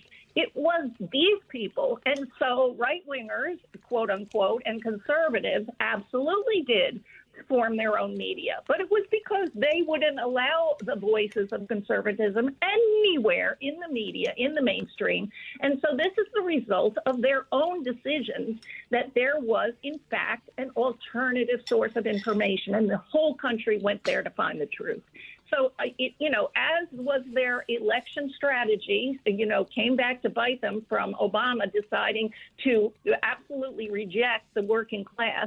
So, in fact, this right-wing media, this infrastructure, this ecosystem that they're now upset about, that was the result of the fact that they basically kicked right-wing voices out of their media. Now, and by the way, not only did they kick them out, then they ignored everything that the so-called alternative media said. So you had stories like the Hunter Biden lapse story, even though that broke in the New York Post. Congratulations, Miranda Devine and some of the others in the New York Post. But you had the stories that were being followed in this right-wing media. And you could go through, and there are so many. You got like Daily Caller. You have like just on the print side, the Daily BS. You have American Wire News. You have sites like Town Hall that have been around for ages. You have the Federalist. You have so many others. We could just go through a list. These people never cite any stories at all from this quote-unquote echo chamber, but they don't air the stories that are in these places that are legitimate news stories and always have been, because they ignore it. And then they're surprised when all of a sudden the people that are looking for even if you want to say balance, that want to hear what is happening outside of what they're being spoon-fed, by the same people that edit 60 Minutes interviews to make Kamala sound nice, by the same people that refuse to run stories, by the same people that told them this Russian collusion business was real when in fact it was a hoax all along. So you have an entire media complex built on suppressing news that hurts Democrats, built on suppressing stories that hurt liberalisms. If you read the mainstream press, you never know that the overwhelming majority of people in this country want voter ID. You wouldn't know that the overwhelming majority of people in this country do not want children mutilated, so want adults to make decisions about medical procedures that have lifelong effects. If you read only them, you wouldn't know that the majority of people in this country don't want illegal immigrants invading the nation. But then they complain when this right-wing media actually covers the stories that American people are interested in. And as I was saying, it came back to bite them. Now, one of the worst decisions they made when in the old Twitter, when they deplatformed the Babylon Bee, which is a funny, satirical. Oh, absolutely. Right. And that was what caused Elon Musk to decide to buy Twitter, which became X.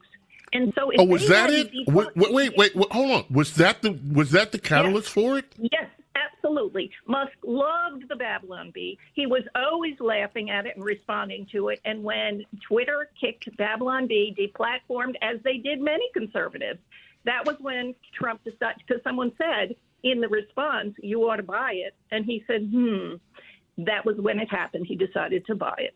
And oh my gosh. Now they have done this to themselves. And now they're saying also, we need to have a Rogan on our side. Well, Rogan was on their side. And then they tried to end him when he talked about taking ivermectin in the COVID era.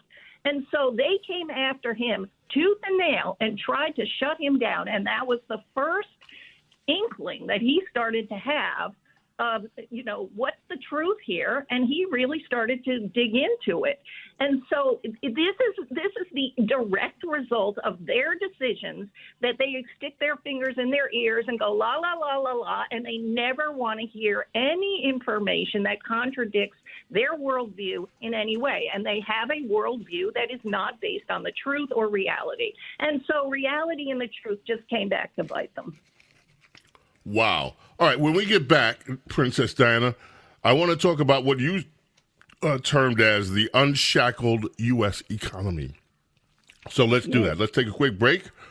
When we get back, Princess Di on the economy. Birthday tomorrow for Allie Willis. Co-wrote some of the most amazing pop songs, including at least two for Earth, Wind, September, this one, and Boogie Wonderland. Happy birthday, Allie Willis. James Golden, a.k.a. It's a heavenly birthday. She passed away in 2019. James Golden, Snerdley's The Saturday Morning Vibe. Keep it right here. Do not go away.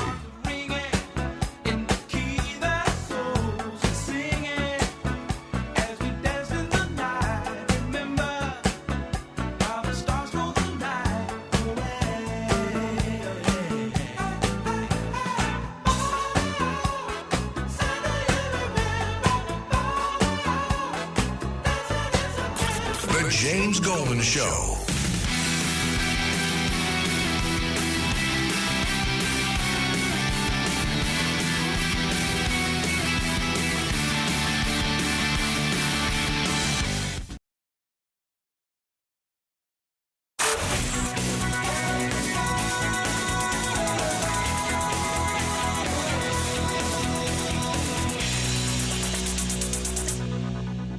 The James Golden Show.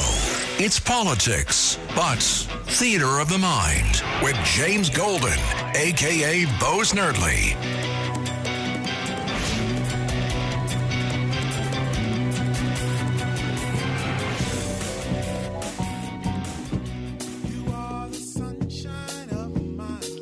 This voice singing these first two lines of the song belongs to Jim Gilstrap. That's Jim Gilstrap. Of course, you know, it's Stevie Wonder from the Talking Book album. One of his biggest hits. Birthday today for Jim Gilstrap. Best known as a session backing vocalist. But man, he's worked with Stevie, worked with Michael, MJ, worked with Keith Moon, Joe Cocker, Willie DeVille, Starship. One of the best known voices in the industry. Happy birthday, Jim Gilstrap. James Golden, Snerdley with you here, the Saturday Morning Vibe. And with us is Her Royal Highness, Princess Diana. Princess, you say that we are headed toward an economy that will be unshackled. It will be the new golden age. What do you mean by that? Well, I don't think people realize what is about to happen economically. The policies that Trump is bringing in and coming in with a huge head of steam because of his, outright majority win is going to put the United States on an economic footing that we have not seen since the 1980s. He had a great economy in his first term. However, he had a lot of headwinds, a lot of intra-party fighting. He was not able to really enact all of what he wanted to do, and this time he will be economically from the executive branch, including tariffs. Now, you and I have heard everyone ask, who's running the country? Well, right now, Trump is in power. You are already seeing a global realignment geopolitically, and also you're seeing a lot of CEOs who are making changes and bringing back manufacturing and making plans to bring back a lot of their operation to the United States. What's about to be unleashed is the American economy unshackled, and there is nothing like that in the history of the world when the United States economy, when the people of the United States are free, and we are about to be economically free. So I am saying, dust off your resume. If you have a business idea, now is the time to get your ducks in a row, because we are about to explode economically, and that is going to help every single family in your listening audience, and every single family in America is going to profit from it. We are about to see enormous nationwide prosperity, and that is the one thing that can help our issue with debt. That is what Reagan said. You roll your way out of debt. Right now, we can barely service the debt. The service on the debt is costing us more than the Pentagon budget, our military budget. And when we grow, that debt will be able to be handled as a smaller percentage of our budget. And so it's going to help us long term, and we are about to have the most amazing economic boom that we've ever had in our nation's history, and I am here for it. And part of that is already happening, as you said. You have the European president of the European Commission, who's already saying that she is proposing to Donald Trump the U.S. could supply more natural gas to Europe, which would reduce their reliance on Russian gas. And it's not just economic, by the way. Then you go to Qatar today. They're telling the Hamas terrorists, hey, get out. Get out. You have Toyota's North American Chief Operating Officer, Jack Hollis, saying, you know what, all this stuff about electric vehicles, no. We're not doing it. The whole EV ecosystem is way ahead of the consumer. It's not in alignment with the consumers. It's not. And because they understand now they can speak out, because up till now they've been mandated to behave under the Biden administration. So now they're going to go back and do things that are profitable for their country. So when you say unleash, this unleashing is happening in a lot of ways. Putin has said he wants to sell Russian oil in U.S. dollars again. All of a sudden, the tune is changing. Zelensky having private calls. Hamas, all of a sudden, let's have peace. So you have all of these things that are happening before the guy even before his cabinet is named, before he sets his foot near the Oval. They are absolutely sure of what Trump plans to do. He, unlike his opponent, has been very clear from the time he came down the escalator as to what his policies are, and everyone knows it. So people are now putting in place preparations for the Trump tariffs. They are wanting to bring manufacturing, bring business back into the country. And this is going to be the incentive hugely all around the world. And a lot of these globalist dreams are going to be hampered because the place that is going to be where it's going to be at is going to be the United States of America. And we are I don't think anyone realizes how wonderful it is. And one of the things that is important that we do as we keep making that connection explicitly in people's minds, that was one of the things the left did during the 80s, is they trashed it because they knew if anyone connected freedom and free markets with the Republican Party, they would never win again. And so they trashed the 1980s, which was a similar boom. And so we have to make it very clear that the boom's going to happen thanks to conservative policy. Princess Di, as always, amazing insights. Thank you. Look forward to catching up with you during the week, next week. And thank you so much, Princess Di. Thank you, Sir James. Coming back, we continue with hour number 3 on the Saturday Morning Vibe. Keep it here.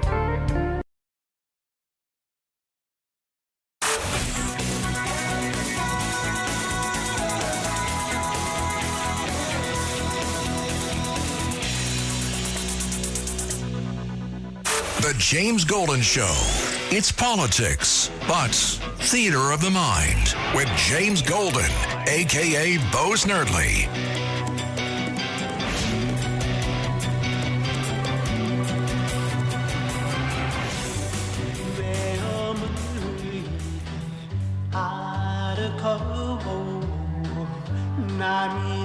(1963), this one went to number 1. Kayo Sakamoto, Sukiyaki.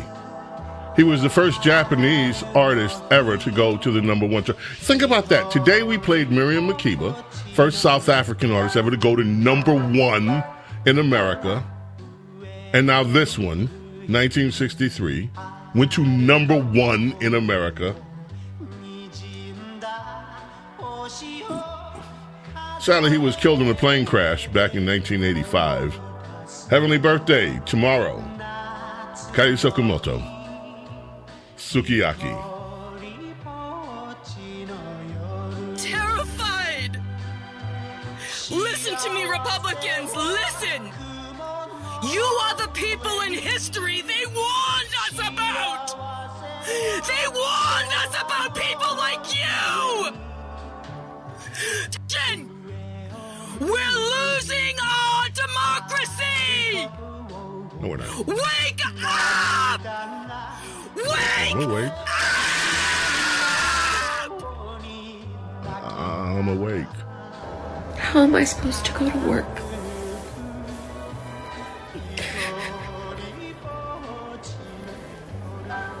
How am I supposed to go to work and do all of my normal daily activities when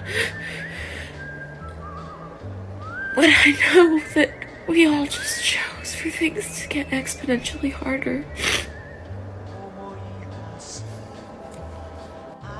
I live in Texas. I don't understand how I'm gonna go through the day. And I just want my mom. But my mom voted for him. I just want my All right, mom. y'all, man, I'm a little nervous, man. Trump won the election, and a bunch of people have been saying, like, we're about to go back to picking cotton. Those of y'all that were doing it in 2016, can y'all please let me know, like, where I need to go to find out what plantation I'll be assigned to? Is it like slavery.gov, the MAGA portal? I mean, where is this information at? I'm trying to get it figured out so I can be ready. Let me know. And then I want you to listen to something. We're going to get to calls. We got to take some calls now because people are holding, and we got to leave some time because I definitely want to hear what America's Small Caffeinated Mom has to say on this morning after the weekend after the election. So let's do this. I have a 3-minute analysis of this election from a Democrat black woman that is astounding. I don't know whether we're going to have time for it today, though. We'll see. Let's see. Dom in Minnesota, you're up next. Got to make it quick, my friend. How are you? Yeah, James. Trump is the only man in the world who twice won an argument with a woman, Hillary and Harris. So as the data says in Star Trek, resistance is futile. But here's my theory. Dom, you got it in, you got it out. That's great. Trump is the only man in the world to win an argument against two women. Oh, boy. Julie in New Jersey, you are up next. How are you, Julie? Hi. Good. Thanks for taking my call. I just think that the Democrats were really surprised of how much of a wave went to the right side. And you know what? They come up, they have plan B, C, D, E, going down to X on how to, cause chaos in the country. So I'm just worried about that because you see that those calls that you just put in, those about the generation. There's two generations or a whole generation that believes that the Republicans and Trumps are evil. So we have to change all that attitude, and it's going to be very hard. I just think we've got a long road to fix this. Okay, I have to do this because you did hear these calls from those women particularly and from others. Carlos, grab number 7. But you also have people on the other side, even on social media, that are hearing the same thing that you're hearing. Cut 7. This is self-explanatory. Hit it. So I never do this. I have very rarely ever posted. I don't think I've posted in 3 years on this TikTok. But I'm sick and tired of hearing how much of an uneducated white woman I am because I voted for Donald Trump. This is a doctor. This uneducated white woman is going to save your baby's life someday. That uneducated white woman down the street, she's a PA at your doctor's office. That man that you think is an idiot runs your nuclear power plant. They're teachers, they're engineers, they're farmers, they're your blue-collar workers. And you know what? They were sick and tired of how this country is run. And they may have been silent about it, but they spoke up. And they spoke up in the voting booth. Welcome to America. Boom. And those people are out here too in mass. Thank you for the call, Julie. Rick, New Jersey, you're up next. Make it quick, my friend. How are you, Rick? Good, James. Thanks for taking my call. 2 things. One, isn't it ironic that we're having a drought while simultaneously drowning in liberal tears? And the other thing is we tried to get Jimmy Kimmel and fly him over New Jersey and put out the forest fires with his tears, but he was too busy breastfeeding the students at Georgetown. Ooh, Jimmy Kimmel jokes. I have been fascinated by the crying and moaning going on in late night TV. And I'll just say this. I'm old enough to remember when late night TV hosts were intelligent, funny, and had big audiences. Bill in Binghamton, New York, you are up next. How are you, Bill? Welcome. Bottom line, let us pray that Christ Jesus protects Donald Trump so he can turn the country around and save this country. He's a good man. He makes mistakes, but he's a good man. And the man and vets eat free all day on Monday. Let's support. Okay. Thank you so much, Bill. Appreciate you. Sandra in New Jersey, you are up next.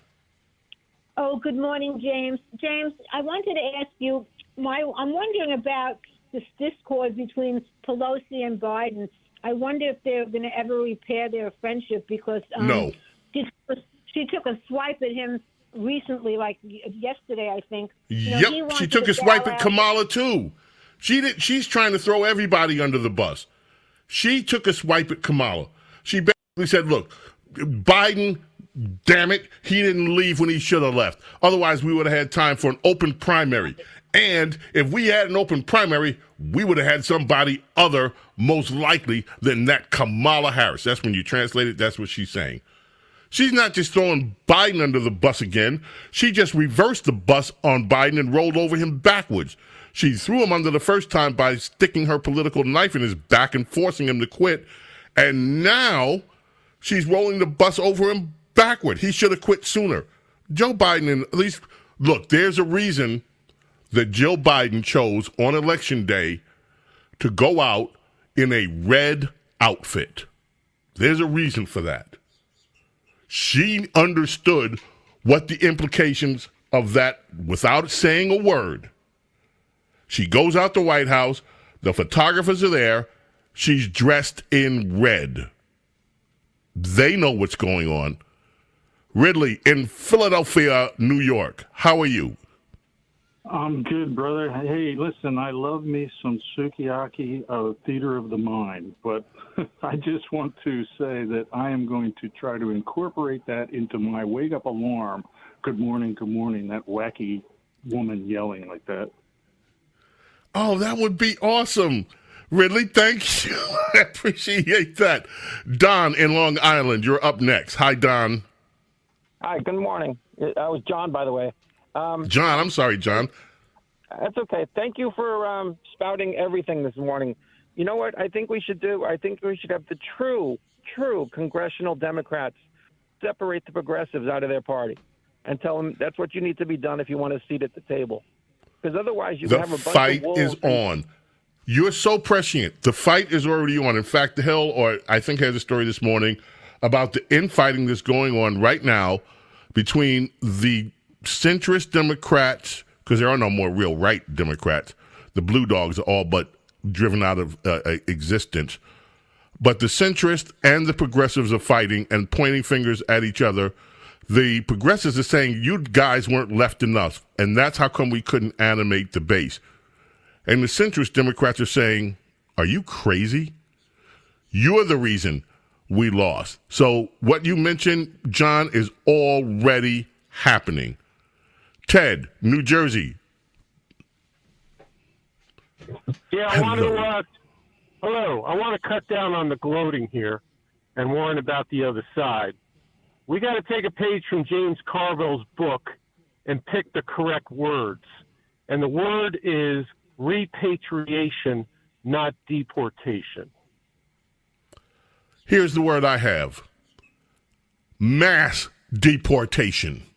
Thank you for the call. I appreciate it so much. James Golden, a.k.a. Snerdley. We're going to head into a break, and when we get back, America's small caffeinated mom, Rhonda Schrock, will join us. Elton John goes to number one on this day in 1973, this weekend actually.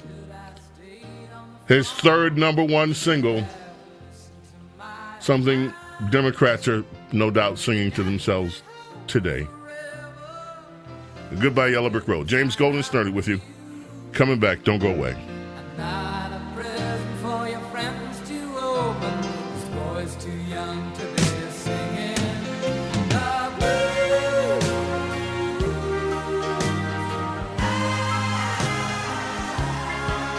The James Golden Show.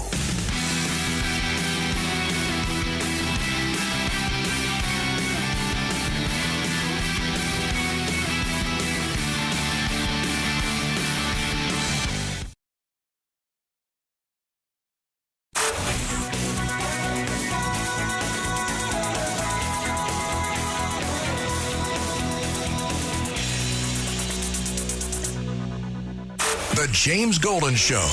It's politics, but theater of the mind with James Golden, a.k.a. Bo Snerdley.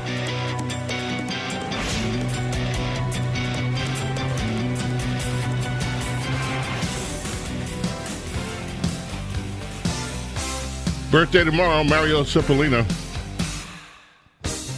Bassist, Huey Lewis in the News. Happy birthday, Mario. Listen to me, Republicans, listen! You are the people in history they warned us about! They warned us about people like you! We're losing our democracy! Wake up! Wake up!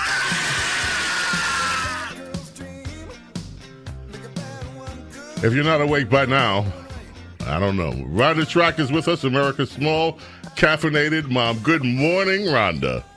Good morning, James, and what a wonderful Saturday morning to be alive. What a happy week this has been. For most of us.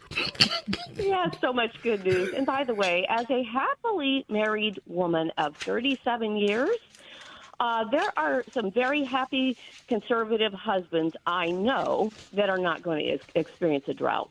These poor liberal guys.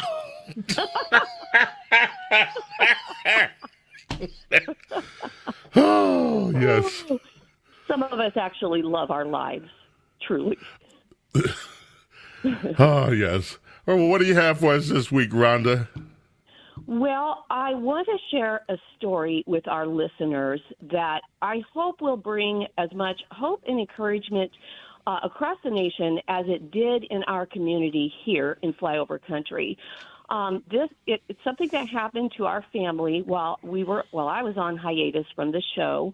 And our youngest son, who is a senior in high school, was running cross country. So every Saturday we were on a course somewhere. Well, one beautiful September evening, they were running, and he started out strong. And any cross-country parent knows that if your kid is running, you're running too, because you follow them around on the course. You watch for them to come by. You're watching to see if they're struggling, if they're running strong, what's happening. Well, as the race went on, we saw that he was starting to slow down, starting to struggle. And I just started praying, kept running, following him, and I ran down to the finish line, and my husband was along the line somewhere, and here he came over the last slope. And I was horrified to see that his legs were wobbling, he was staggering and weaving, and it really as though the bottom half of his body was just powering down. He just sank lower and lower and lower to the ground until finally he collapsed. Well, I just began running back to where he was and where my husband was standing. And at that point, my husband stepped out onto the course and picked him up. It's instinctive. You can't help it when your child is in distress. He picked him up and he said to him, "Do you want to quit or do you want me to walk you in?" And our son does not even remember his answer, but this is what he said to his dad: "No, Dad, I can do it." And so he let him go, and he took off again and again with the wobbling and the staggering and the sinking of his body until he collapsed again.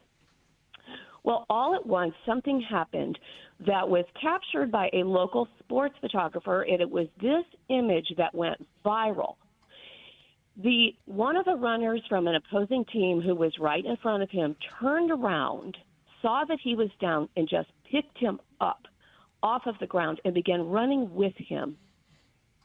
He carried him up close to the finish line, and I watched in horror and astonishment as my son crawled across the finish line on hands and knees.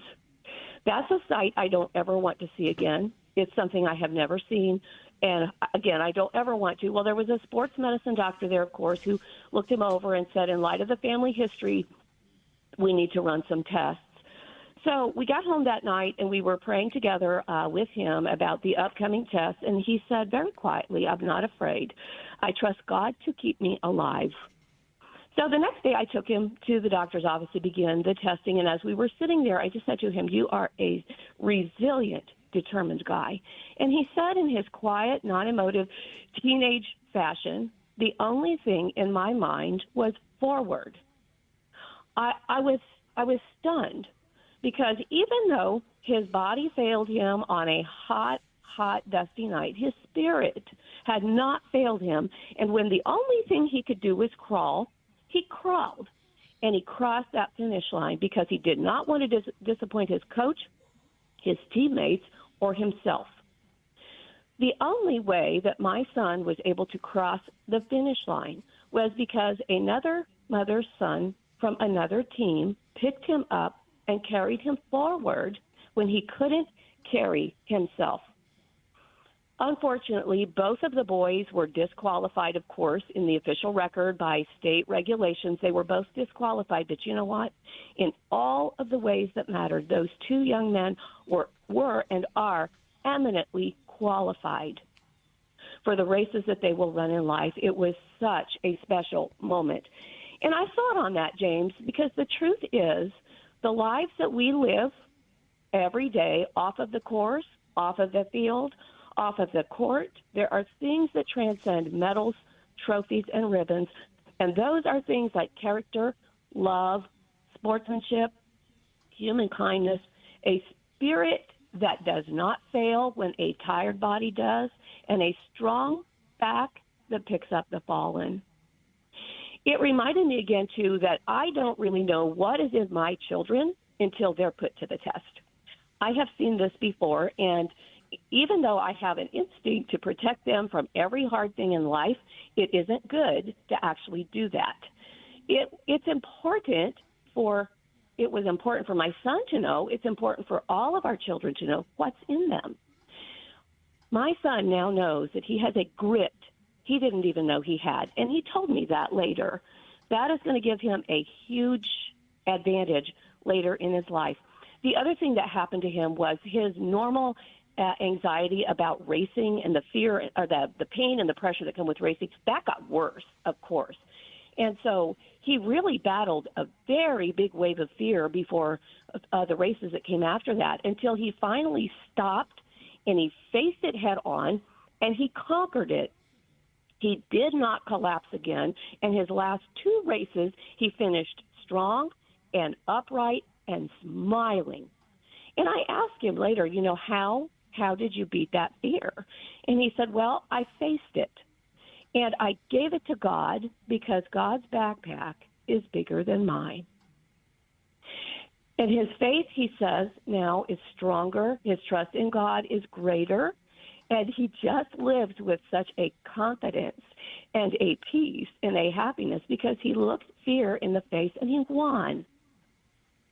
It was so special that at future races, he was able to meet the young man who picked him up and carried him and become friends with him. And the last race that the 2 boys ran together, their last race of their senior years, I got to meet his mother and say, thank you so much. You have a wonderful kid. It was just such a special moment. So this is why we will always love the sport of cross country. But more than that, James, this is why I hold so much optimism for this generation, because one night on a wooded cross country course, we saw some very bright and shining lights who were wearing spikes, who carried each other forward, and they showed us how it looks to conquer fear. So in all this post-election, it's really been traumatic what we went through leading up to this victory for us. And we just need to keep in mind what a teenage boy showed us, that we can conquer fear, that we can carry each other forward, and we can win the race of life. Rhonda, it is an astounding story. Where can we find the essay? It's on thedailybs.com, Carrying Each Other Forward, Conquering Fear. And by the way, Rhonda, we played a newscast. When you say that story went viral, we played it on this show because it did indeed go viral. Yeah. And that was just an amazing story. It's an amazing image that I will never forget. Thank you for being with us so much, Rhonda. Yes, thank you so much. I love you. Love you too. My friends, we got a call of the day. James Golden, a.k.a. Bo Snerdley. May God bless, protect each and every single one of you, your families, your loved ones. Love and gratitude always for your being here with me and allowing me to be with you. God willing, we're all back together, same time, same place, next week. Until then, I bid you adieu. Bye.